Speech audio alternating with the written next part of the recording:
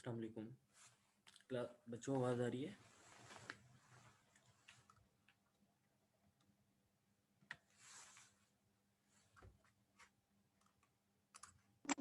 जी sir आ रही है। Okay बच्चे, लास्ट टाइम बच्चों हमने ये रिक्वायरमेंट मॉडलिंग का कंटेंट स्टार्ट कर लिया था।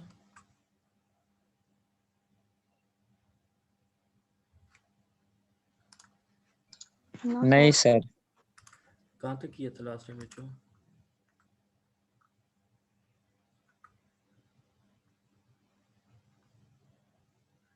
ये एग्जांपल ऑफ बैड एसआरएस देख लिया था।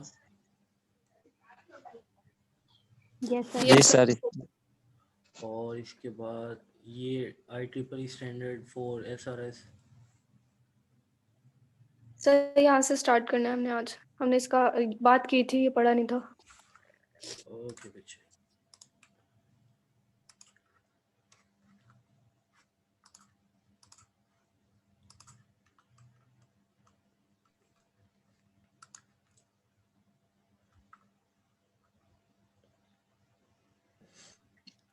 तो लास्ट टाइम हमने जो स्टार्ट किया था, जो हमने कंपोनेंट स्टार्ट किया था रिक्वायरमेंट इंजीनियरिंग का, वो था requirement documentation and specification. Requirement documentation and specification में हमने ये देखा था कि फर्दर इसके कितने स्टेप्स होते हैं अगर हमने रिक्वायरमेंट्स को डॉक्यूमेंट करना है। तो उसमें हमने सबसे पहले देखा था कि एक्चुअली इसके 3 स्टेप्स होते हैं कि हमने अगर रिक्वायरमेंट स्पेसिफिकेशन करनी है, अगर रिक्वायरमेंट्स को डॉक्यूमेंट करना है, तो हमारे पास 3 लेवल्स होते हैं। एक इनिशियल लेवल होता है, एक सेकेंड लेवल होता है और एक थर्ड लेवल होता है। हमारे पास जो फर्स्ट लेवल था वो था हम जिसे हम कह रहे थे requirement definition, the system requirement definition document कह रहे थे। इसमें हमने कहा था कि हमारे पास जो इन्फॉर्मेशन होती है ये हमारे पास एक्चुअली डेप्थ में नहीं होती। हम क्या करते हैं, जस्ट डिफाइन करते हैं कि हमने जो सिस्टम से एक्सपेक्टेड जो हमारी रिक्वायरमेंट्स होती हैं वो कौन कौन सी रिक्वायरमेंट्स होती हैं। उसमें हम कंप्लीट उसका इंट्रोडक्शन देते हैं कि बैकग्राउंड इन्फॉर्मेशन क्या है, इसमें ऑब्जेक्टिव्स हम क्या अचीव करने जा रहे हैं, इन्वायरमेंट क्या यूज़ करेंगे, कॉन्स्ट्रेंट्स क्या होंगे, अजम्पशंस क्या होंगी इनमें, और नॉन फंक्शनल रिक्वायरमेंट्स क्या होंगे। उसके अलावा इसे एक्सप्लेन करने के लिए, रिक्वायरमेंट डेफिनेशन डॉक्यूमेंट को एक्सप्लेन करने के लिए हम कुछ कंसेप्चुअल मॉडल्स भी यूज़ करते हैं।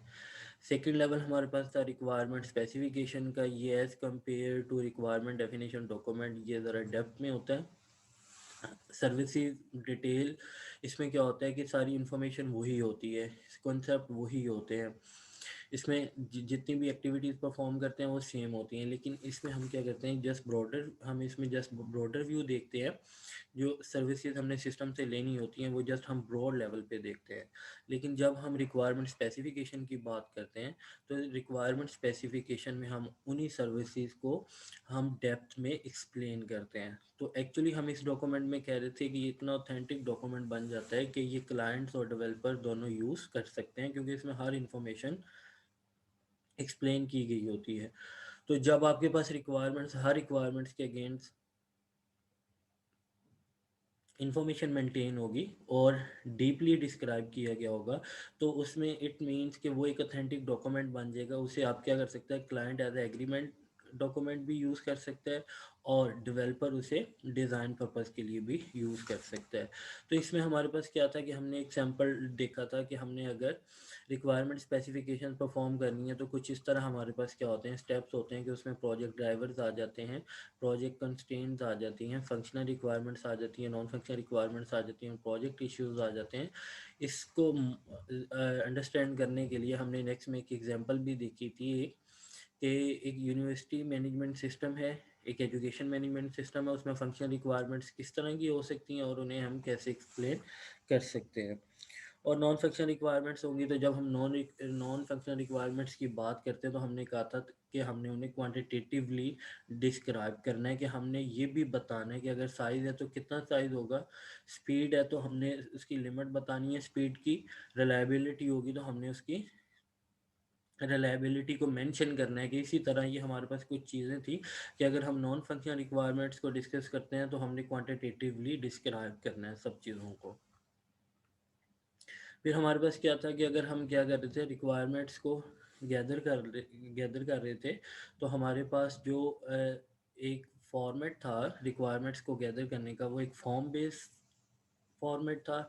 हम क्या करते थे, यूजिंग फॉर्म हम रिक्वायरमेंट्स गैदर कर सकते थे। उसकी हमने ये एक सैम्पल एग्जांपल देखी थी कि किस तरह एक फॉर्म क्रिएट होता है, उसमें क्या टेक्स्ट फील्ड होती हैं, हर टेक्स्ट फील्ड के अगेंस्ट क्या क्या हमें डाटा रिक्वायर्ड होता है हर रिक्वायरमेंट के अगेंस्ट। तो हमने एक रिक्वायरमेंट, ये एक फॉर्म है जो कि एक रिक्वायरमेंट गैदर कर रहा है। यूजिंग डिफरेंट टूल्स हम ये फॉर्म क्रिएट करके रिक्वायरमेंट्स को क्या कर सकते हैं, गैदर कर सकते हैं।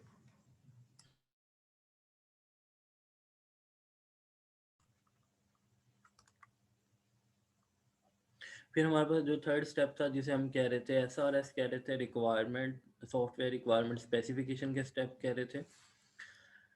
एसआरएस हमने कम्प्लीटली देखा था कि एक्चुअली एसआरएस होता है क्या है, नेचुरल लैंग्वेज में होता है, स्ट्रक्चर्ड होता है, इसके कुछ स्टैंडर्ड फॉर्मेट होते हैं।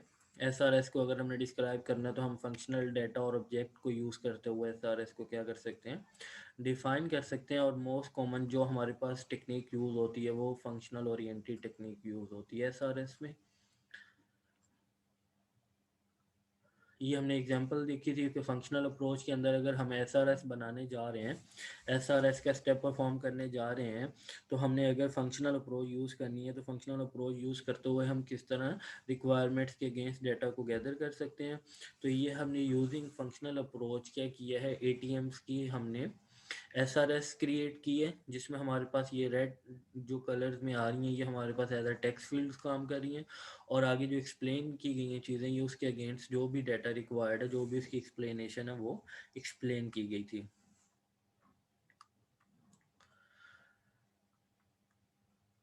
फिर हमने देखा था कि एक्चुअली एक बैड एसआरएस होती है, तो बैड एसआरएस में क्या क्या चीज़ें होती हैं, वो अनस्ट्रक्चर्ड होती है, उसमें नॉइज़ होती है, साइलेंस होता है उसमें, और ओवर स्पेसिफिकेशन होती है, उसमें कंट्राडिक्शंस आती हैं। तो जिसमें भी ये properties ambiguity, forward references, wishful thinking आ जाती है, जिसमें भी ये फैक्टर्स आ जाएंगे जो हम कह रहे हैं कि ये बैड एसआरएस डॉक्यूमेंट को हम जहाँ एक्सप्लेन कर रहे हैं, जिसमें भी इनमें से कोई पॉइंट्स क्या होंगे, एग्जिस्ट करेंगे, तो वो जो ओवरऑल एसआरएस होगी वो एक बैड एसआरएस होगी। तो यहाँ तक तो हमने एक्सप्लेन किया था कि एक्चुअली एसआरएस होती क्या है, उसे किन फॉर्मेट्स के थ्रू हम एक्सप्लेन कर सकते हैं, डिस्क्राइब कर सकते हैं। और उसके बाद हमने देखा था कि एक्चुअली बैड एसआरएस की क्या रीजन होती हैं, उसमें क्या क्या चीज़ें होती हैं जो एसआरएस को एक बैड एसआरएस बना देती हैं। अब हम मूव करने जा रहे हैं, जो हमारा आज का कंटेंट है कि हमने क्या करना है, एसआरएस बनानी है।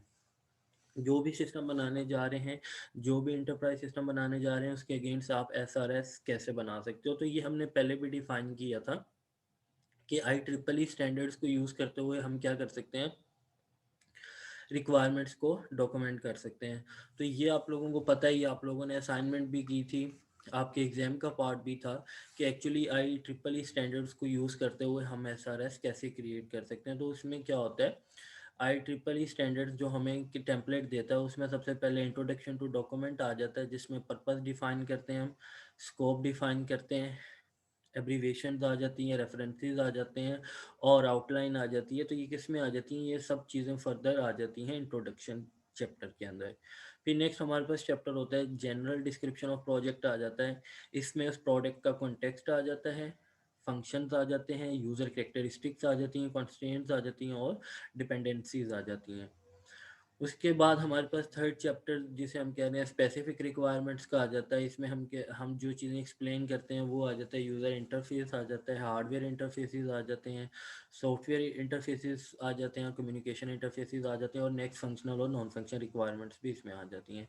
तो ये हमारे पास, अगर हम IEEE स्टैंडर्ड को यूज़ करते हुए एसआरएस क्रिएट करते हैं, तो हमने कुछ इस सीक्वेंस के अंदर हमने क्या करना है, अपने अपने जो डॉक्यूमेंट है उसे स्ट्रक्चर्ड करना है।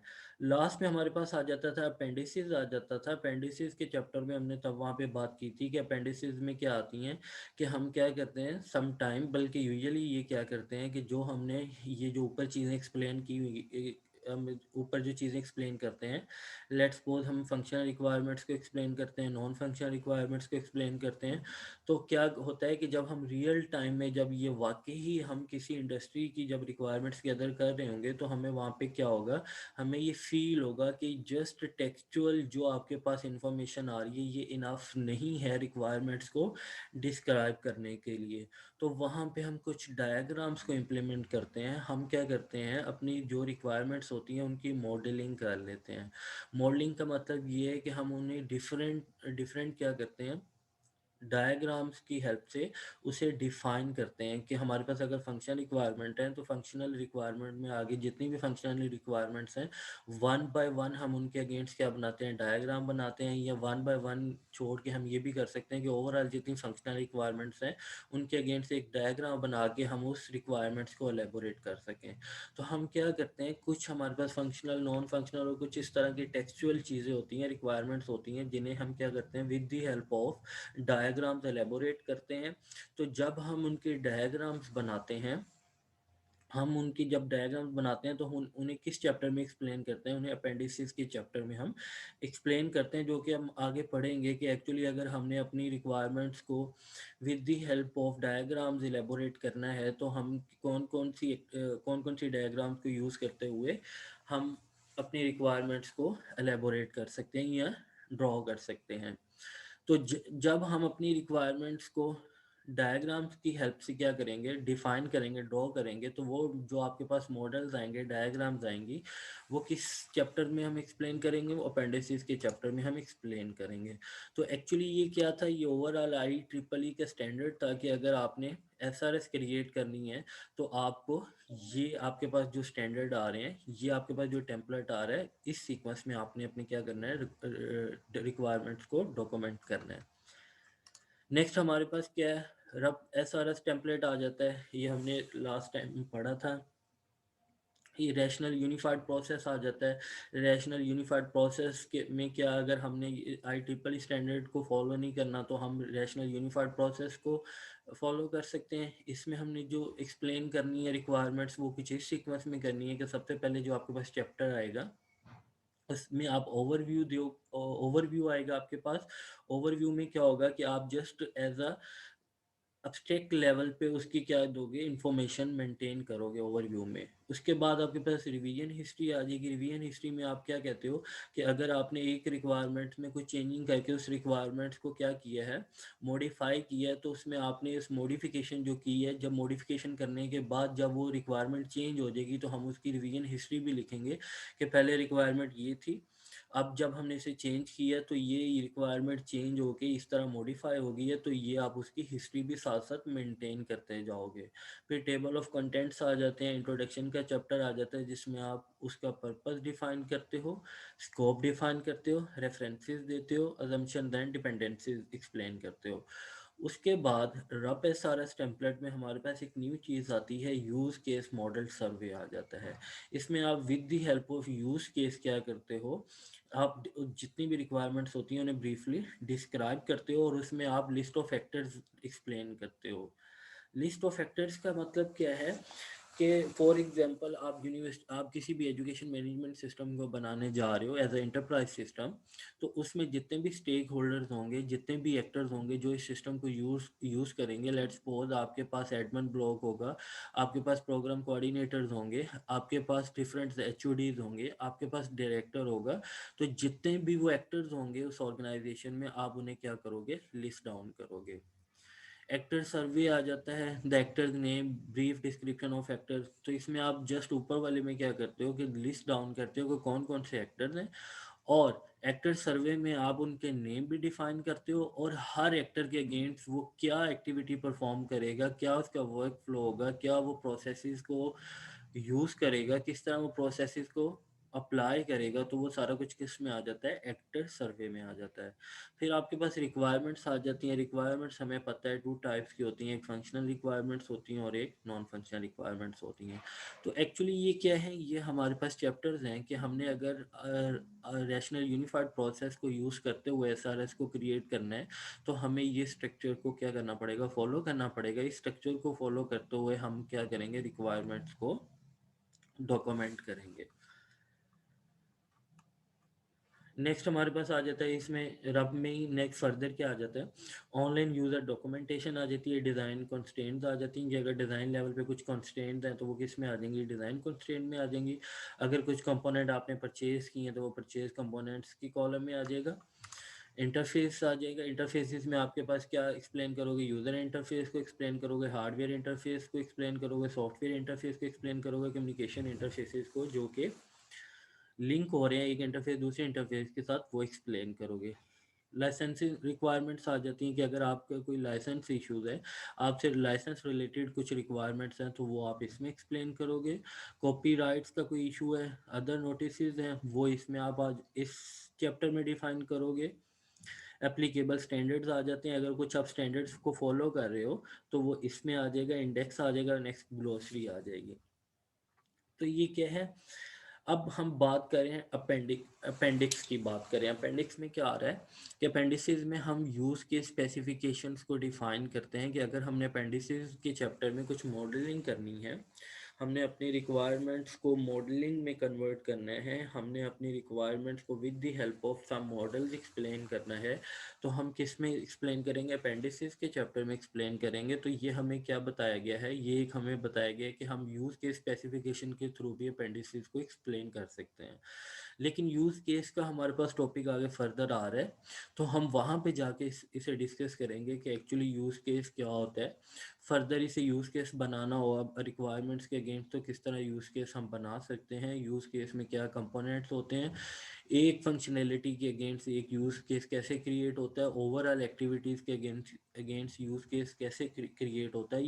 ये हम जो यूज़ केस का कॉन्सेप्ट है ये फर्दर देखेंगे।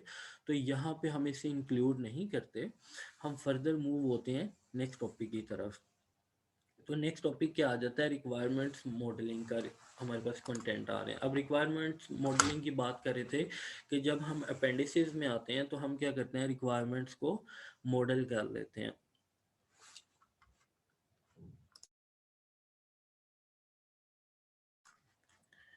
रिक्वायरमेंट्स मॉडलिंग से मतलब ये है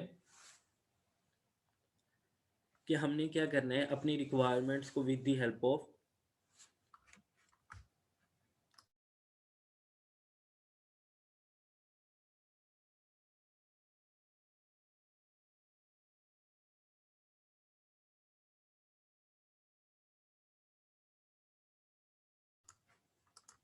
जी, तो हमने बात की थी कि लास्ट में रब की भी बात की थी, IEEE स्टैंडर्ड की भी बात की थी। तो उसमें हमारे पास एक चैप्टर आ रहा था लास्ट में, अपेंडिसेस का चैप्टर आ रहा था। तो हम वहाँ पे ये बात कर रहे थे कि अपेंडिसेस में क्या आता है कि जब हम रिक्वायरमेंट्स को डायग्राम्स की फॉर्म में ड्रॉ करते हैं तो हम उसे क्या कहते हैं, मॉडलिंग कहते हैं। तो हम ओवरऑल इसे कहेंगे रिक्वायरमेंट मॉडलिंग। जब हम रिक्वायरमेंट्स को with the help of diagrams elaborate करेंगे तो हम उसे कहते हैं रिक्वायरमेंट्स मॉडलिंग। तो जब हम हमारे पास क्या होगा कि कुछ फंक्शनल रिक्वायरमेंट्स होंगी, कुछ नॉन फंक्शनल रिक्वायरमेंट्स होंगी। जब फंक्शनल रिक्वायरमेंट्स को हम ड्रॉ करेंगे तो हमारे पास डिफरेंट मॉडलिंग डायग्राम्स आती हैं, तो जिसमें हमारे पास जो हम देखेंगे, जो हमने सेलेक्ट की है कि हमने कौन कौन सी मॉडलिंग डायग्राम देखनी है, तो हमने जो देखनी है फंक्शनल रिक्वायरमेंट्स के अंदर वो है यूज़ केसेस मॉडलिंग देखनी है, डोमेन मॉडलिंग देखनी है और एक्टिविटी डायग्राम्स देखनी है। तो हम फंक्शनल रिक्वायरमेंट्स को with the help of use case modelling, domain modelling और एक्टिविटी डायग्राम्स मॉडलिंग क्या करेंगे, एक्सप्लेन करेंगे वन बाय वन। और हमने नॉन फंक्शनल रिक्वायरमेंट्स को मॉडल करने के लिए जो मॉडलिंग टेक्निक ली है वो है क्वालिटी एट्रीब्यूट सिनेरियोज लिया है। अब हमारे पास जब हम क्या करेंगे, रिक्वायरमेंट्स हमारे पास आ जाएंगी तो ओवरऑल हमारे पास एक फंक्शनल कुछ रिक्वायरमेंट्स होंगी और कुछ नॉन फंक्शनल रिक्वायरमेंट्स होंगी। जो हम मॉडलिंग की टाइप पढ़ रहे हैं, जो पढ़ेंगे वो है use case modelling, domain modelling and activity diagram. और नॉन फंक्शनल रिक्वायरमेंट्स को हम क्या यूज़ करते हुए एक्सप्लेन करेंगे, क्वालिटी एट्रीब्यूट सिनेरियोज को यूज़ करते हुए क्या करेंगे, एक्सप्लेन करेंगे। तो इन्हें वन बाय वन देख लेते हैं कि ये हर मॉडलिंग में किस तरह हम डायग्राम्स को ड्रॉ करते हैं। तो सबसे पहले हमारे पास आ रही है कि फंक्शनल रिक्वायरमेंट्स को एलेबोरेट करने के लिए हम यूज़ करते हैं एक्टिविटी डायग्राम। अब एक्टिविटी डायग्राम में क्या आता है कि एक्टिविटी डायग्राम्स होती हैं कि आपको पता होगा कि आपने कुछ सिनेरियोज पढ़े होंगे, कुछ आपने केस स्टडीज देखी होंगी, आपने रियल टाइम आपने रिक्वायरमेंट्स भी देखी होंगी। कि जब हमारे पास कुछ रिक्वायरमेंट्स आ जाती हैं तो हमारे पास ओवरऑल जो रिक्वायरमेंट्स होती हैं, जो ओवरऑल एंटरप्राइज सिस्टम होता है, उसमें डिफरेंट टाइप्स की एक्टिविटीज़ परफॉर्म हो रही होती हैं।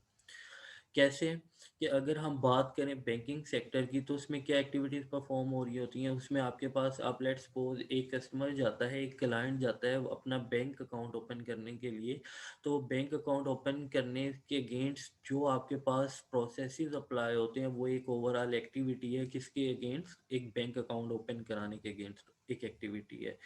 इसी तरह आप क्या करते हो, एक चेक लेके जाते हो, आपने अपने अकाउंट से क्या करना है, मनी विदड्रॉ करानी है, तो उसके लिए आपको क्या कराना पड़ेगा, तो आपको एक कंप्लीट प्रोसेस अप्लाई करना पड़ेगा कि आप चेक लेके जाओगे, अथेंटिकेशन होगी, आपकी लिमिट देखी जाएगी। लिमिट देखने के बाद आपको देखा जाएगा कि क्या आपके अकाउंट में इतने पैसे हैं भी, अगर हैं तो फिर वो डिटेक्ट होंगे, आपको कैश रिसीव होगा। तो ये कंप्लीट क्या है, एक्टिविटी है। तो ये ओवरऑल एंटरप्राइज सिस्टम हमारा क्या है, बैंकिंग सेक्टर का है। तो इसमें जितनी एक्टिविटीज़ होंगी, हम वन बाय वन एक्टिविटी को with the help of activity diagrams क्या करेंगे, एक्सप्लेन करेंगे। और एक्टिविटी डायग्राम्स कैसे क्रिएट करते हैं वो हम देख लेते हैं कि एक्टिविटी डायग्राम पे एक्टिविटी के अगेंस्ट कैसे क्रिएट होती है।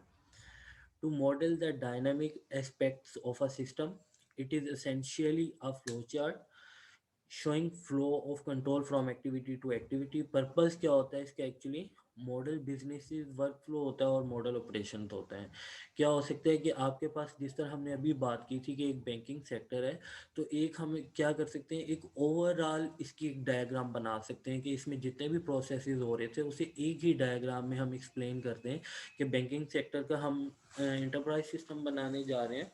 तो ओवरऑल जिस इसमें जितनी भी एक्टिविटीज़ परफॉर्म हो रही होंगी, उसे क्या करेंगे, एक सिंगल डायग्राम में हम एक्सप्लेन कर देंगे डिफरेंट एक्टिविटीज़ को। ये भी हो सकता है कि हर प्रोसेसेस के अगेंस्ट हम एक डायग्राम क्रिएट करें, कि जिस तरह हमने बात की थी कि आप चेक लेके गए, एक प्रोसेस आपने परफॉर्म करना है, आपने एक एक्टिविटी परफॉर्म करनी है, उसके अगेंस्ट आप एक डायग्राम बना दो। आप बैंक अकाउंट ओपन कराने जा रहे हो, उसके अगेंस्ट जस्ट एक सिंगल एक्टिविटी डायग्राम ड्रॉ कर लो। हो सकता है कि आप सिंगल सिंगल नहीं करते, ओवरऑल बैंक में जितनी भी एक्टिविटीज़ हो रही हैं उसकी एक सिंगल डायग्राम्स को आप विद एक सिंगल डायग्राम में आप एक्सप्लेन कर दो। तो इसमें हमारे पास जो पर्पसेस होते हैं, इसमें पर्पस होता है हमारा, वो क्या करना होता है, बिजनेस वर्क फ्लोज को मॉडल करना होता है। और मॉडल ऑपरेशन, जो उसमें फर्दर ऑपरेशन होते हैं वन बाय वन, उन्हें भी मॉडल हम कर सकते हैं। एक्टिविटी डायग्राम, अब एक्चुअली क्या होता है कि थोड़ी सी हिस्ट्री देख लेते हैं कि एक्टिविटी डायग्राम्स किस में आती हैं। हमारे पास क्या होता है कि यूएमएल की टाइप है एक्टिविटी डायग्राम। अब यूएमएल क्या है, आप लोग इसे पहले भी पढ़ते आए होंगे, आपने पढ़ा होगा कि यूएमएल क्या होता है, कि ये यूनिफाइड मॉडलिंग लैंग्वेज होती है। यूनिफाइड मॉडलिंग लैंग्वेज क्या होती है जी, यूनिफाइड मॉडलिंग लैंग्वेज होती है कि हमारे पास क्या हुआ था कि सबसे पहले अर्ली 90s में हमारे पास जो आप यूज़ करते थे, हम जो डायग्राम्स यूज़ करते थे, या वो जो लोग डायग्राम्स यूज़ करते थे, वो स्ट्रक्चरल डायग्राम्स यूज़ करते थे। उस टाइम जो हमारे पास लैंग्वेजेस थी, जिस तरह हम बात करें सी की बात करें, पास्कल की बात करें, तो ये जो लैंग्वेजेस थी ये स्ट्रक्चरल लैंग्वेजेस थी। तो स्ट्रक्चरल लैंग्वेजेस के अगेंस्ट जो उन लैंग्वेज हमारे पास क्या होता था कि हमारी उन रिक्वायरमेंट्स को एनालिसिस और डिज़ाइन करने के लिए जो डायग्राम्स बनाई जाती थी, वो भी स्ट्रक्चरल डायग्राम्स बनाई जाती थी।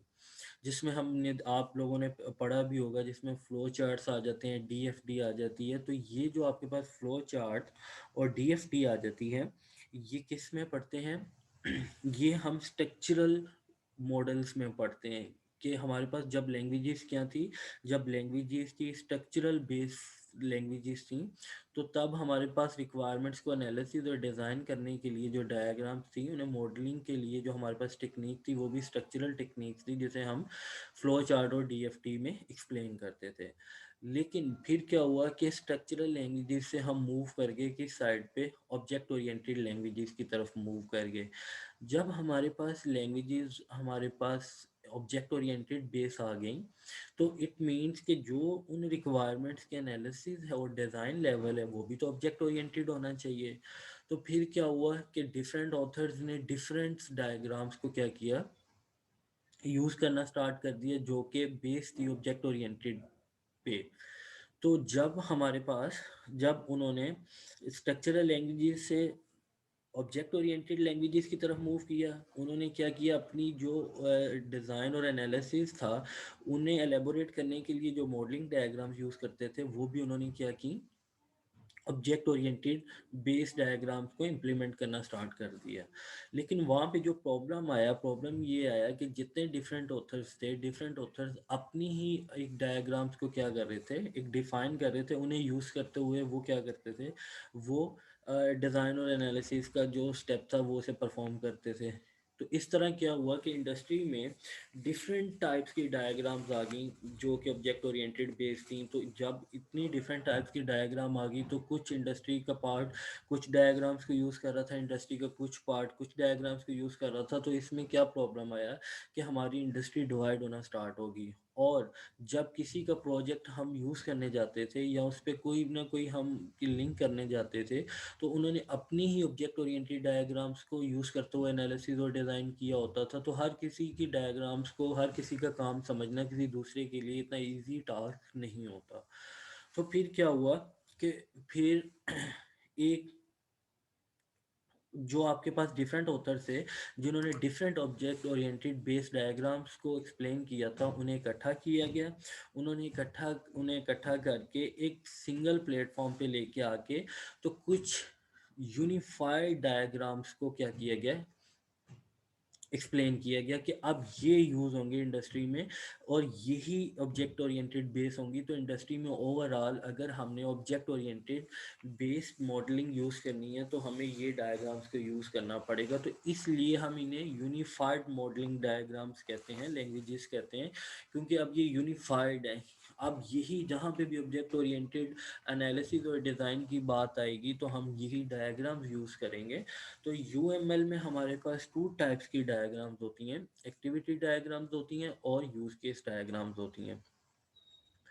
तो सबसे पहले हम देखने जा रहे हैं एक्टिविटी डायग्राम्स। हमने हिस्ट्री को देख लिया, थोड़ी सी हमने अंडरस्टैंडिंग डेवलप कर ली कि एक्चुअली यूएमएल लैंग्वेजेस क्या होती हैं, यूएमएल लैंग्वेजेस क्या होती हैं, और फर्दर इसमें मॉडलिंग के हमारे पास कितनी डायग्राम्स एग्जिस्ट करती हैं।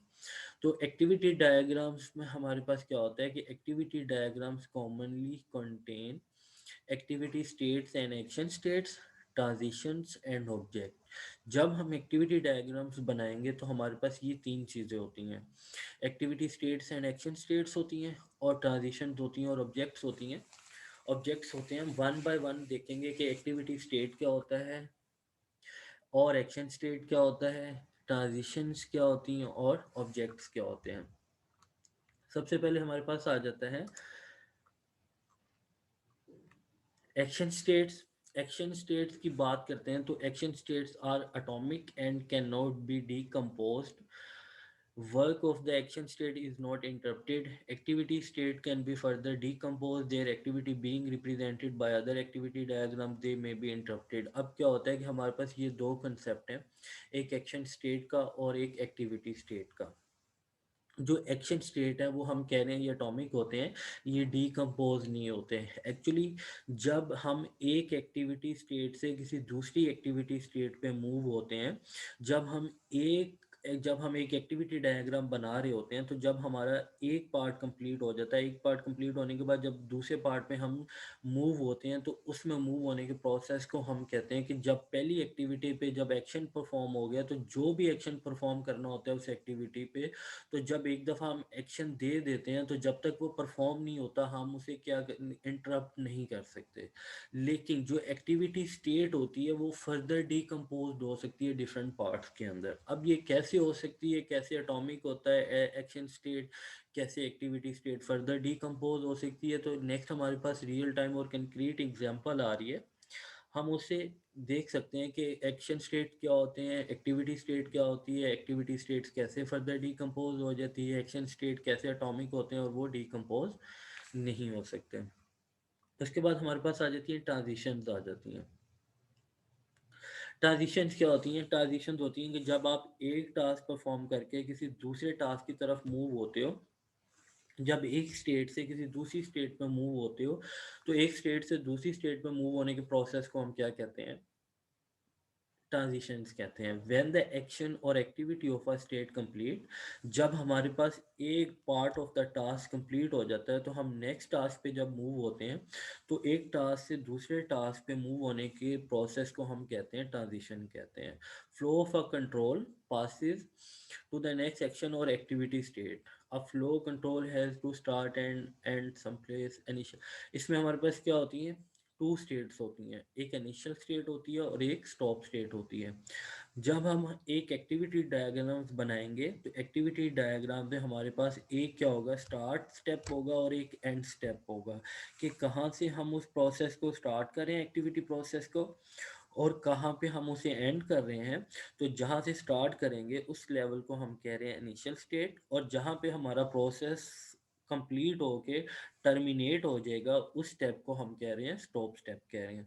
तो एक्टिविटी डायग्राम में जो इनिशियल स्टेप होगा उसे हम रिप्रेजेंट करेंगे एक सॉलिड बॉल के साथ, और जो स्टॉप स्टेट होगी वो सॉलिड स्टेट के ऊपर क्या होगा, एक सर्कल होगा।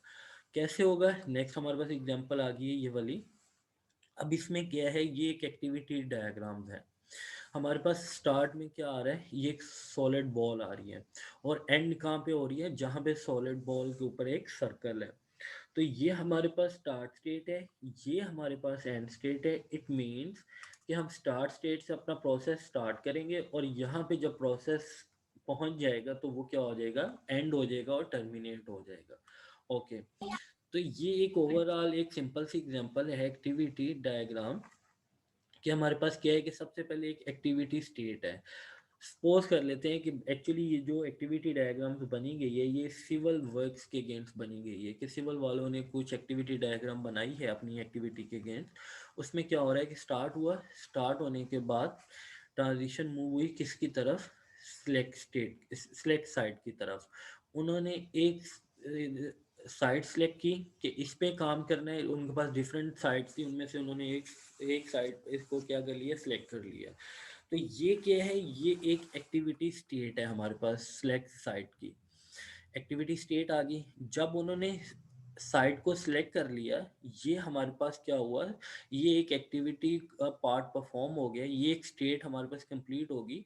तो जब ये कंप्लीट हो जाएगा तो हम मूव किस साइड पे करेंगे, कमीशन आर्किटेक्ट की तरफ। तो ये हमारे पास एक एक्टिविटी स्टेट थी, ये एक दूसरी एक्टिविटी स्टेट है। जब एक एक्टिविटी स्टेट पे हमने एक एक्शन को परफॉर्म कर लिया, जो भी इस पे एक्शन परफॉर्म होना था, एक्शन इस पे क्या था कि साइट को सिलेक्ट करना है। ये हमारे पास एक एक्टिविटी स्टेट थी के साइट को हमने क्या करना है, सिलेक्ट करना है। तो सिलेक्ट ये हमारे पास उसका टाइटल आ रहा है। तो जब आप उस साइट को सिलेक्ट कर लोगे तो मतलब उस पर एक एक्शन परफॉर्म हो गया।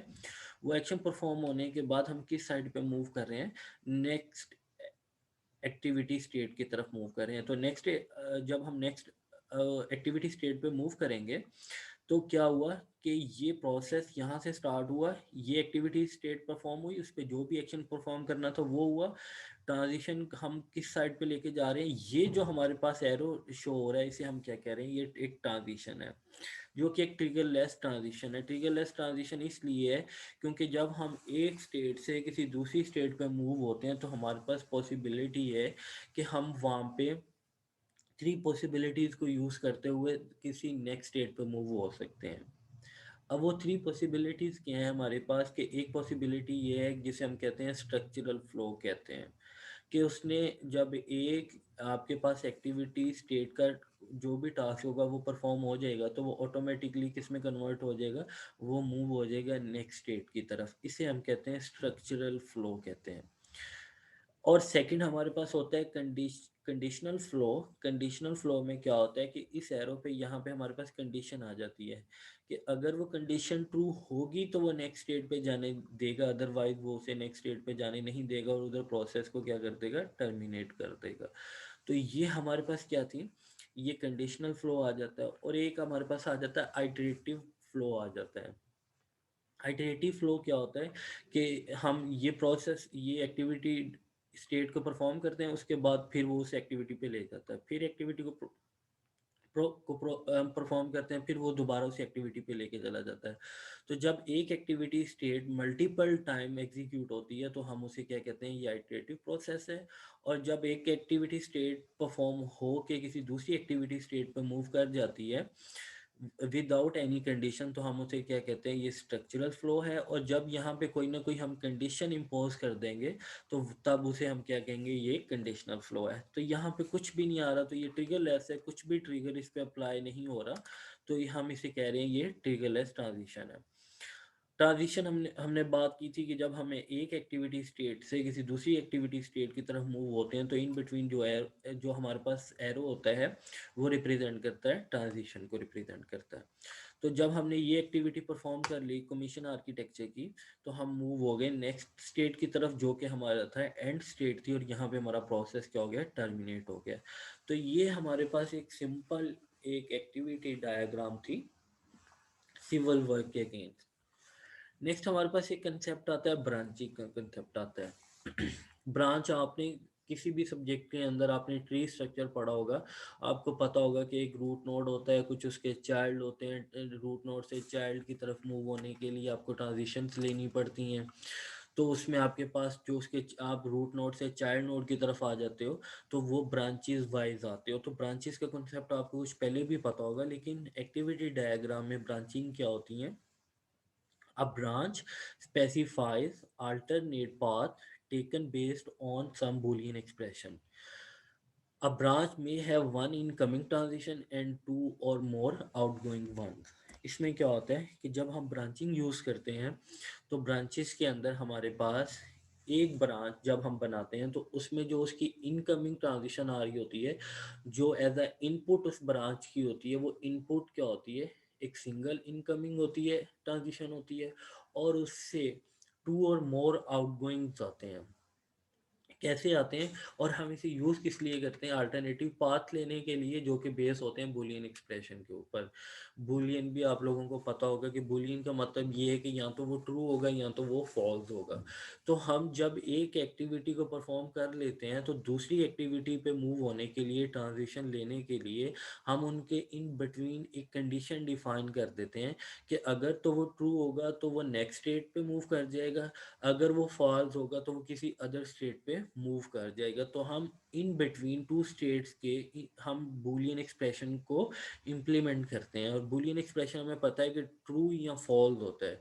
ट्रू होगा तो वो नेक्स्ट किसी स्टेट एक्स पे चला जाएगा, और अगर फॉल्स होगा तो वो किसी स्टेट वाई पे चला जाएगा। अब कैसे होता है, ये हमारे पास एक ब्रांच का कॉन्सेप्ट इम्प्लीमेंट किया गया है कि हमारे पास क्या है कि रिलीज वर्क ऑर्डर, कि हमारे पास ये रिलीज वर्क ऑर्डर क्या है, ये एक एक्टिविटी स्टेट है। ओके उसके बाद हमारे पास आपके पास एक्टिविटी स्टेट्स आ रही हैं, एक रीशेड्यूल की और एक असाइन टास्क की। ये भी एक सिविल वर्क के अगेंस्ट एक एक्टिविटी डायग्राम है कि उन्होंने क्या कहा है कि रिलीज वर्क ऑर्डर, कि वर्क ऑर्डर को क्या कर दो, रिलीज कर दो। ओके वर्क ऑर्डर रिलीज हो गया, जब ये एक्टिविटी परफॉर्म होगी, ये एक्टिविटी स्टेट परफॉर्म होगी, तो उसके बाद जो आउटपुट आएगी तो उसके इन बिटवीन हम एक ब्रांच बना रहे हैं जो कि डायमंड शेप में आपके सामने शो हो रही है। ये डायमंड क्या है, ये एक्चुअली कंडीशन है जिसे हम ब्रांच कह रहे हैं। अब ब्रांच पे क्या हो रहा है कि बूलियन एक्सप्रेशन को हम इंप्लीमेंट कर रहे हैं।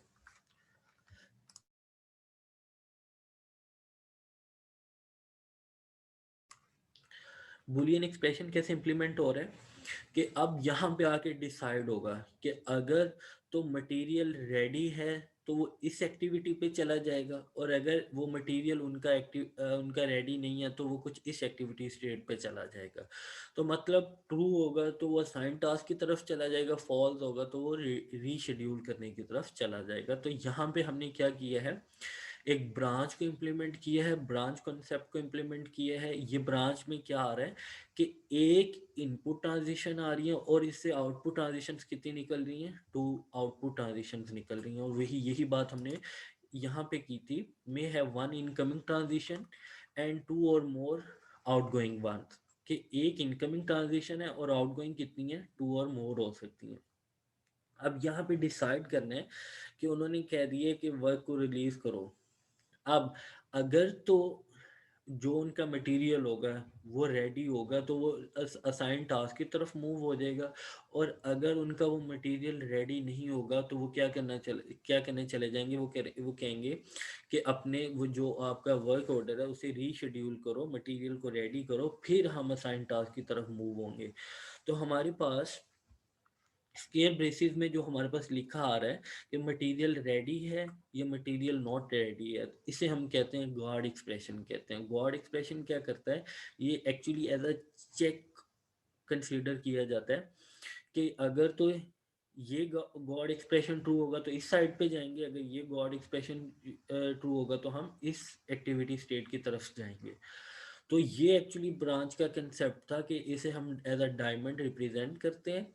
ये बूलियन कंडीशन को चेक करता है, मतलब ट्रू और फॉल्स को चेक करता है। अगर ट्रू होगा तो वो एक एक्स एक्टिविटी की तरफ मूव करेगा, और अगर फॉल्स होगा तो वो एक वाई एक्टिविटी की तरफ मूव करेगा। तो इसी तरह तो हमारे पास ये एक एग्जांपल आ रही थी कि अगर तो वो मटेरियल रेडी होगा मतलब ट्रू होगा तो असाइन टास्क एक्टिविटी की तरफ मूव कर जाएंगे, और अगर मटेरियल रेडी नहीं होगा तो हम रीशेड्यूल की तरफ मूव कर जाएंगे। तो ये एक्चुअली ब्रांचिंग का कॉन्सेप्ट होता है।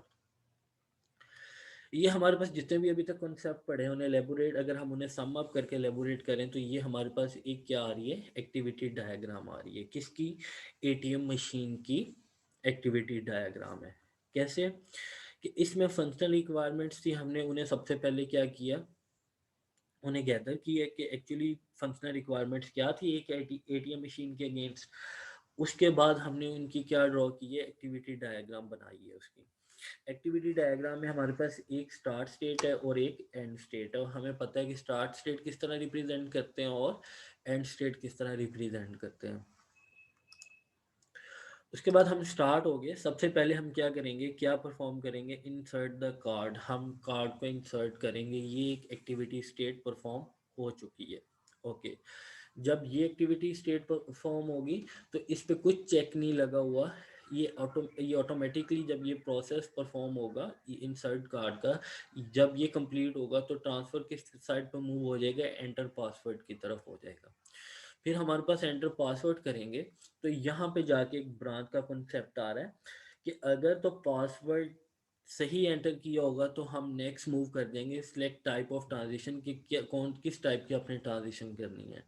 और अगर आपका पासवर्ड रॉन्ग होगा तो हम क्या करेंगे, वापस दोबारा चले जाएंगे एंटर पासवर्ड की तरह कि दोबारा से अपना पासवर्ड क्या करो, एंटर करो। तो ये यहाँ पे एक ब्रांचिंग कॉन्सेप्ट आ गया कि हमने एक कंडीशन लगा दी है जो कि बूलियन कंडीशन है कि ट्रू होगा तो सिलेक्ट टाइप ऑफ ट्रांजिशन की तरफ मूव हो जाएंगे, और अगर फॉल्स होगा तो दोबारा हम उन्हें दोबारा से पासवर्ड एंटर करने के लिए हम उसी स्टेट पे मूव हो जाएंगे।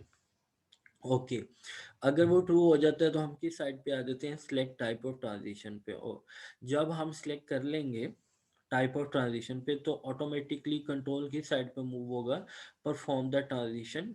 आपकी जो ट्रांजैक्शन जो आपकी ट्रांजैक्शन होगी वो आपकी परफॉर्म होगी। ट्रांजैक्शन परफॉर्म होने के बाद फिर हमारे पास एक ब्रांचिंग कॉन्सेप्ट आ रहा है कि अगर आपने फर्दर ट्रांजैक्शन करनी होगी तो दोबारा आप किस साइड पे चले जाओगे, select of type of transaction की तरफ मूव हो जाओगे।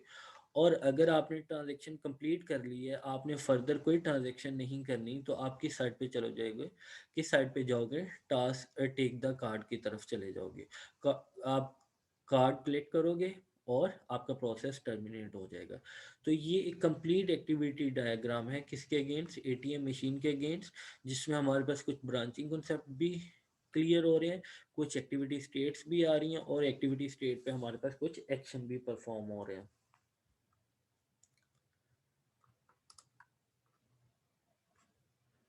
जी बच्चों, यहाँ तक समझ आई है?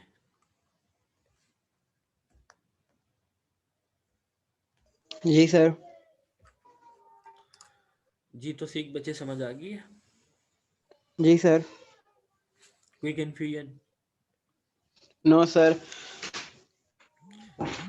जी नवीद बच्चे, आपको आवाज आ रही है? जी सर। बच्चे समझ आ रही है? Yes sir. और बच्चे अब इसमें नेक्स्ट हमारे पास एक्टिविटी डायग्राम में कॉन्सेप्ट आता है फोकिंग एंड ज्वाइनिंग का आता है। फोक एंड ज्वाइनिंग का कॉन्सेप्ट क्या होता है वो देख लेते हैं। अब एक a fork may have one incoming transition and two or more outgoing transition. Each transition represents an independent flow of control. Conceptually, the activities of each of outgoing transitions are concurrent, either truly concurrent or sequential yet interleaved. अब fork और join क्या होता है ये देख लेते हैं।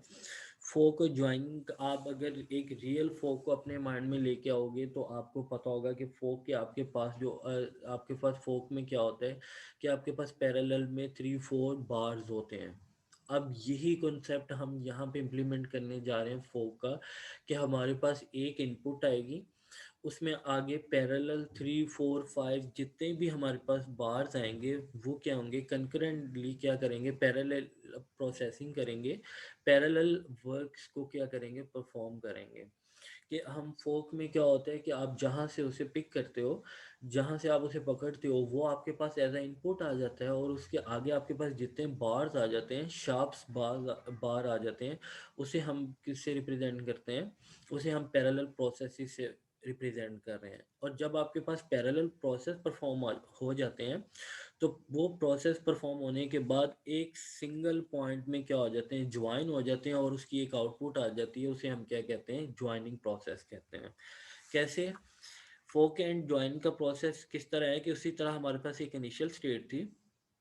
सबसे पहले हमने क्या किया, प्रीपेयर इनकमिंग डॉक्यूमेंट प्रीपेयर कर लिए। ये एक्टिविटी, ये आपके पास जब स्टेट परफॉर्म हो जाएगी, एक्टिविटी स्टेट परफॉर्म हो जाएगी, तो हम मूव कर देंगे इंडेक्स डॉक्यूमेंट्स की तरफ। इंडेक्सिंग करने के बाद हम क्या करेंगे, उसकी एक इलेक्ट्रॉनिक फाइल बनाएंगे। इलेक्ट्रॉनिक फाइल बनाने के बाद अब कंप्लीट रिक्वेस्ट आ जाएगी। ओके, कंप्लीट रिक्वेस्ट जब आपके पास आ जाएगी, इस एक्टिविटी स्टेट से आपके पास पैरेलल कितने कितने प्रोसेस चल रहे हैं, 2 प्रोसेस चल रहे हैं। एक आपके पास लेफ्ट साइड पे प्रोसेस चल रहा है और एक राइट साइड पे प्रोसेस चल रहा है। अब क्या हुआ कि ये एक इनपुट आ रही है, उसके आगे कितने आउटगोइंग एजेस जा रहे हैं, कितने ट्रांजिशन हो रही हैं, 2 ट्रांजिशन हो रही हैं पैरेलल। कि वही इनपुट पे क्या कर रहा है, वो check data for life insurance भी चेक कर रहा है, calculate data for construction mortgage कर रहा है, draw up contract mortgage deed कर रहा है। ये क्या है कि एक्चुअली ये जो एक्टिविटी डायग्राम है ये क्या है, ये लोन प्रोसेसिंग के अगेंस्ट हम एक डायग्राम्स बनी हुई है कि हमने लोन प्रोसेस करना है, उसके अगेंस्ट उनकी भी फंक्शनैलिटी थी जिसके अगेंस्ट उन्होंने एक एक्टिविटी डायग्राम परफॉर्म की है। तो यहाँ पे याद रखना है कि हमारा कंसर्न इन चीज़ों से नहीं है कि किस तरह लोन प्रोसेस हो रहा है, मॉर्टगेज रिक्वेस्ट किस तरह एक्सेप्ट हो रही है। हमारा कंसेप्ट यहाँ पे जस्ट ये बताना है कि फोक का कंसेप्ट क्या होता है और ज्वाइनिंग का कंसेप्ट क्या होता है। तो उसमें क्या है कि आपके पास ये एक्टिविटी आ रही थी, ये एक एक्टिविटी स्टेट आ रही थी, तो उससे जो आउटपुट जा रही थी उससे हम पैरेलल प्रोसेसेस अप्लाई करें। एक प्रोसेस लेफ्ट साइड पे हो रहा है, एक प्रोसेस राइट साइड पे हो रहा है।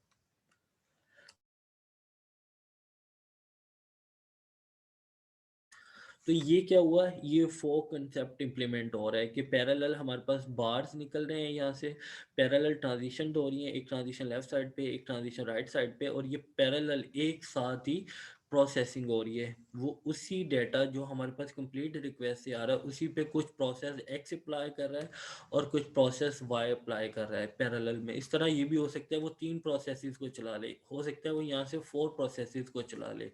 तो मतलब पैरेलल हमारे पास प्रोसेसिंग होगी, तो जो यहाँ से आउटपुट आएगी प्रोसेस एक्स से आउटपुट आएगी और जो प्रोसेस वाई से आउटपुट आएगी हम उसे फिर एक सिंगल पॉइंट पे क्या कर रहे हैं, कलेक्ट कर रहे हैं। इसे हम कहते हैं ज्वाइनिंग कॉन्सेप्ट। जब ये यहाँ पे ज्वाइनिंग हो जाएगी दोनों साइड से, दोनों प्रोसेस से जो हमारे पास इनपुट आएगी उसे हम एक सिंगल एक्टिविटी स्टेट पे क्या करेंगे, कलेक्ट कर लेंगे। कलेक्ट करने के कॉन्सेप्ट को हम कह रहे हैं ज्वाइनिंग। ज्वाइनिंग के बाद हम क्या कर रहे हैं, ड्रॉप इंश्योरेंस पॉलिसी, और इसकी एक आउटपुट आ रही है।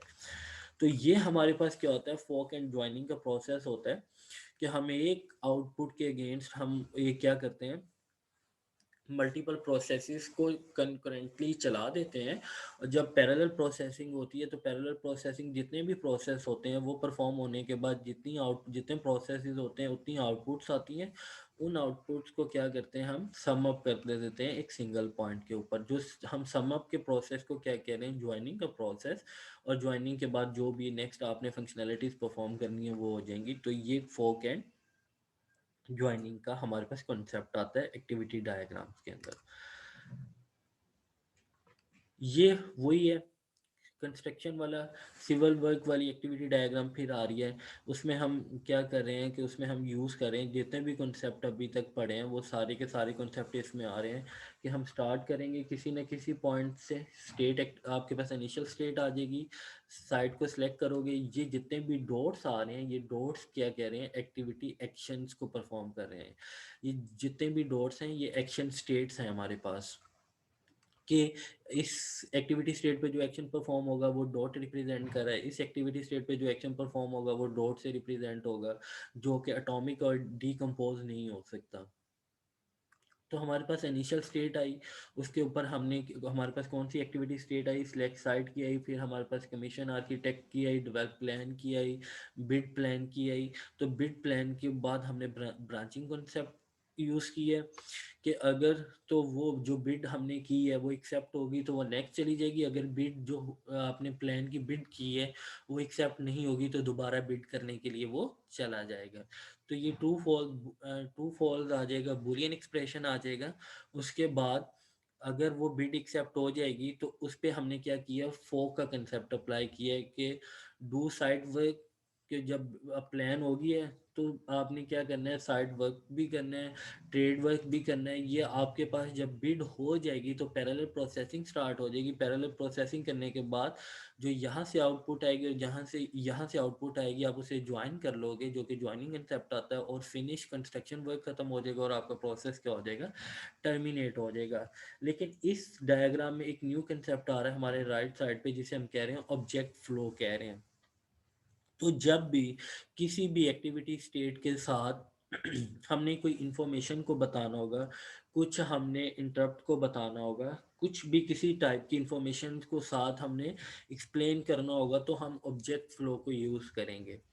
ऑब्जेक्ट फ्लो क्या होता है कि हमने जब हमारा क्या हो गया, कंस्ट्रक्शन वर्क फिनिश हो गया, तो साथ हमने with the help of dotted arrow हमने यहाँ पे क्या बनाया, एक ऑब्जेक्ट बनाया। तो ऑब्जेक्ट में दो चीज़ें होती हैं, एक उसका नेम और एक उसका एक्शन। नेम क्या था कि आपके पास, हाँ, सर्टिफिकेट ऑफ ऑक्यूपेंसी आ गया, कि आपके पास जब आपने क्या किया है कि आपके पास ख़त्म हो गया कंस्ट्रक्शन वर्क, आपको आपको एक सर्टिफिकेट मिल गया, और इसका एक्शन क्या है कि ये कंप्लीट हो गया प्रोसेस। तो जब आपने इस तरह की एक साइट इंफॉर्मेशन देनी होगी, एक आपने साथ थोड़ा सा आपने इंफॉर्मेशन देनी होगी किसी भी एक्टिविटी स्टेट के साथ, तो हम किस कंसेप्ट को यूज़ करेंगे, ऑब्जेक्ट फ्लो के कंसेप्ट को यूज़ करेंगे। ऑब्जेक्ट फ्लो क्या होता है कि अगर हमने किसी इंफॉर्मेशन को साथ एलेबोरेट करना है तो हम with the help of dotted arrow हम क्या करेंगे, डॉटेड एरो यूज़ करते हुए हम क्या करेंगे, उसमें दो चीज़ें डिफाइन करेंगे, एक उसका नेम और एक उसका एक्शन। अब इसमें नेम क्या था, सर्टिफिकेट ऑफ ऑक्यूपेंसी आ गया था, कि इसका नेम हमने इस ऑब्जेक्ट का ये रखा है, और इसका जो एक्शन है वो कंप्लीटेड है, कि यहाँ पे इनकम्प्लीट भी आ सकता था, लेकिन इसका एक्शन क्या है कि ये प्रोसेस कंप्लीट हो गया, मतलब कंप्लीटेड आ गया। तो जब भी आपने इस तरह की इंफॉर्मेशन साथ देनी है तो दो चीज़ें लिखनी है, एक उसका एक्शन और एक उसका नेम, और इस कंसेप्ट को हम क्या कहते हैं, ऑब्जेक्ट फ्लो कहते हैं। हमारे पास लास्ट कंसेप्ट आता है एक्टिविटी डायग्राम में,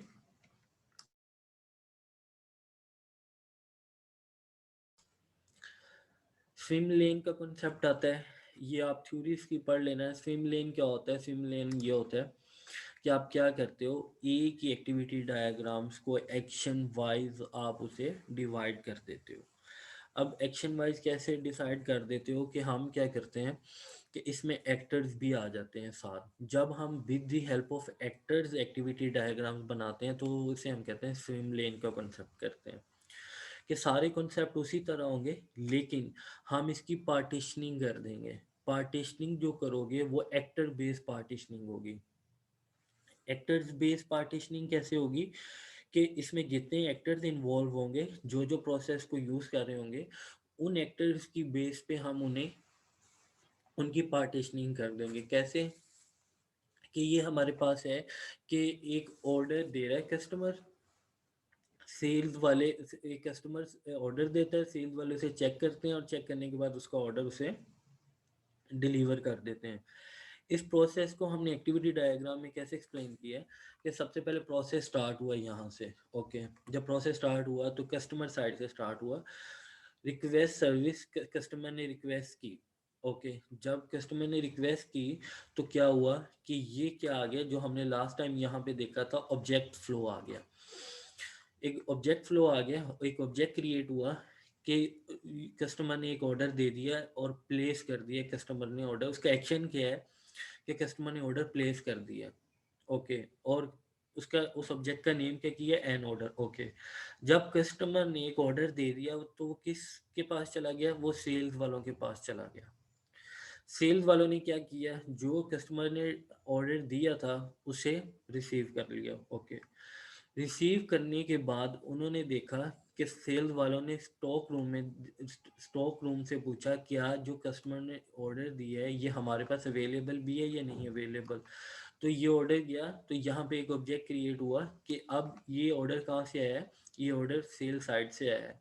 एंटर्ड हो गया, एंटर करने के बाद पता लगा जी ये अवेलेबल है, तो उन्होंने क्या किया, वो ऑर्डर फिल कर दिया। ऑर्डर फिल करने के बाद हमारे पास ऑर्डर वापस आ रहा है किनके पास, सेल्स वालों के पास, कि हाँ जी स्टॉक रूम वालों ने कहा है कि ये ऑर्डर पड़ा हुआ है और ये वो ऑर्डर उन्होंने किसे दे दिया, सेल्स वालों को दे दिया। ओके, और फिल्ड कर दिया, मतलब वो पैक हो गया ऑर्डर उनका। अब सेल्स वाल जब कस्टमर ने क्या किया, रिक्वेस्ट की, एक ऑर्डर दिया, ऑर्डर सेल्स वालों के पास आया, सेल्स वालों ने स्टॉक में देखा कि वो अवेलेबल है तो वो फिल होके सेल्स वालों के पास आ गया। ओके, अब तक यहाँ पे जो हमने टास्क परफॉर्म की है वो ये किया है कि कस्टमर का ऑर्डर सेल्स वालों के पास आने के बाद उसकी अवेलेबिलिटी चेक करने के बाद अगर वो अवेलेबल होगा तो वो सेल्स वालों के पास वापस आ जाएगा।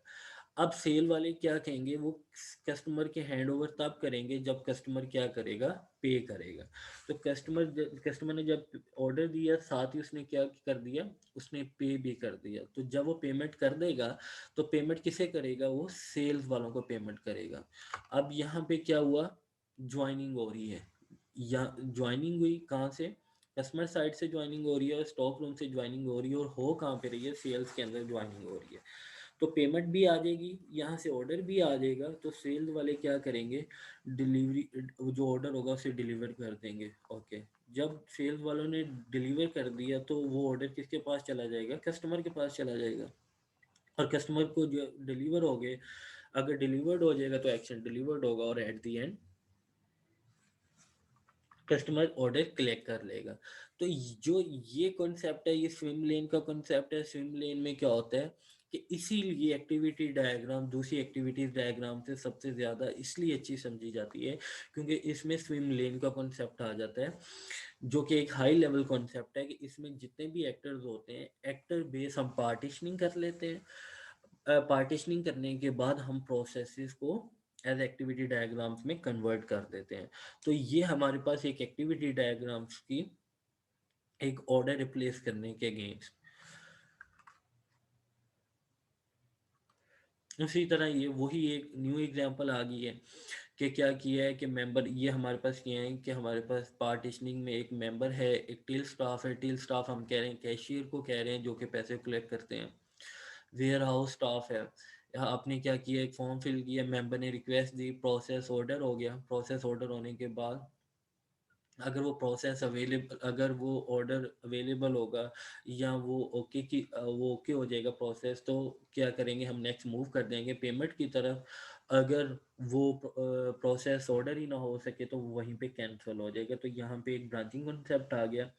उसके बाद जब ऑर्डर ओके हो गया तो प्रोसेस पेमेंट का प्रोसेस हुआ। पेमेंट प्रोसेस करने के बाद हमारे पास क्या हुआ कि फोक का कंसेप्ट आ गया कि जब पेमेंट होगी साथ ही क्या हुआ, कलेक्ट स्लिप प्रिंट होना स्टार्ट होगी। आइटम साथ ही वेयर हाउस से भी आ गई और कलेक्शन में भी आ गई, और एट दी एंड जब पेमेंट भी होगी और वेयर हाउस से वो आपके पास ऑर्डर भी आ गया तो ज्वाइन हो गया, वो कस्टमर ने उसे क्या कर लिया, कलेक्ट कर लिया। तो ये वही प्रोसेस है, लेकिन इसमें एक कॉन्सेप्ट आप देख रहे होगे कि जो प्रोसेस ऑर्डर वाले एक्टिविटी एक्टिविटी स्टेट है, इसमें एक फोक नज़र आ रहा है हमें।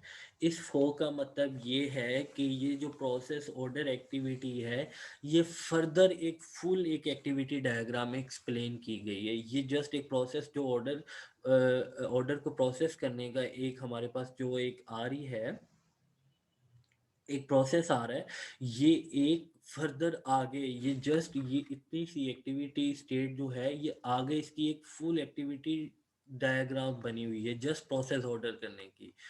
तो ये एक छोटा कंपोनेंट नहीं है, ये एक लार्ज कंपोनेंट है, क्योंकि अगर प्रोसेस ऑर्डर करना है तो प्रोसेस ऑर्डर करने का जो भी प्रोसेस है उसे हमने आगे फर्दर एक एक्टिविटी डायग्राम में एक्सप्लेन किया गया है। तो इसलिए यहाँ पे एक फोक बनाया है, जो कि फोक रिप्रेजेंट कर रहा है कि आगे प्रोसेस ऑर्डर का कहीं ना कहीं एक्टिविटी डायग्राम्स बनी हुई है। तो ये इसकी एक्टिविटी डायग्राम बनी हुई है कि आगे कि जो जब मेंबर ने क्या दिया, ऑर्डर दिया, तो वो ऑर्डर यहाँ पे आ गया, ये प्रोसेस हुआ, उन्होंने आइटम एंटर की कंप्यूटर के अंदर, स्टॉक में प्रेजेंट थी नहीं प्रेजेंट थी, अगर मोर आइटम चाहिए तो 12 से वो कस्टमर के साइड पे चला जाएगा। तो इसका मतलब ये है कि ये जो इतना कंपोनेंट है, ये इतनी एक एक्टिविटी स्टेट है, ये आगे इसकी एक फर्दर एक फुल एक्टिविटी डायग्राम बनाई गई है। तो इस तरह भी होता है कि जब आपके पास एक एक्टिविटी स्टेट फर्दर उसकी एक कॉम्प्लेक्स उसकी एक कॉम्प्लेक्स हमारे पास क्या बन रही हो, एक्टिविटी बन रही हो, तो हम उसकी एक सेपरेट एक क्या बना लेते हैं, एक एक्टिविटी डायग्राम बना लेते हैं। तो यहाँ पे जो फोक रिप्रेजेंट कर रहा है, तो ये फोक ये रिप्रेजेंट कर रहा है कि नेक्स्ट इसकी फर्दर एक्टिविटी डायग्राम्स कहीं ना कहीं बनी हुई है। तो ये हमारे पास क्या थी, एक्टिविटी डायग्राम्स थी। तो एक्टिविटी डायग्राम्स में जितने भी मॉडल यूज़ हो रहे थे, जितने भी कंपोनेंट्स यूज़ हो रहे थे, वो हमने वन बाय वन देखा कि कौन कौन से हो रहे थे। तो अगर आप हमें इसे सम अप करें तो एक्चुअली इसमें क्या होता है कि तीन चीज़ें होती हैं, एक्टिविटी स्टेट्स होती हैं और एक्शन स्टेट्स होती हैं हर एक्टिविटी स्टेट के ऊपर। और जब हम एक एक्टिविटी स्टेट से दूसरी एक्टिविटी स्टेट पर मूव होते हैं तो ट्रांजिशंस अप्लाई होती हैं और कुछ ऑब्जेक्ट्स होते हैं। जी बच्चों, यहाँ तक किसी को कोई कन्फ्यूजन हो?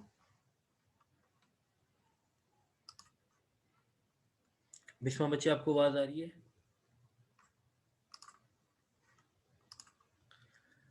बिस्मा बच्चे, आपको आवाज़ आ रही है?